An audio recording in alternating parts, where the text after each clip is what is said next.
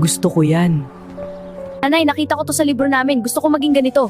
Ano yun, anak? Doktor po, nanay. Gusto ko maging doktor. Mahal yun, anak. Alam ko po. Nanay, pag-aaralan ko. Magsisipag ako. Anak. Huwag kayong mag-alala sa akin, nanay.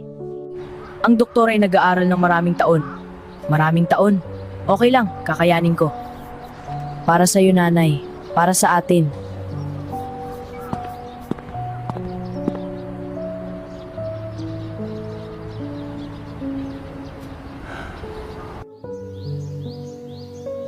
Para sa iyo, anak. Saan ka pupunta ng ganito kaaga? May gagawin lang, babalik din ako mamaya. Mag-ingat ka. Manong, may trabaho po ba kayo para sa akin kahit ano? Sige, maraming ayusing gamit dun sa likod. Kaya ko to, para kay Pedro. Doktor? Ikaw? Magsasaka ka lang naman. Paano ka pang mag-aaral ng ganyan? Totoo ba yun? Bakit malungkot, anak? Nanay, kaya ko ba talaga? Ipagpatuloy mo yan, anak.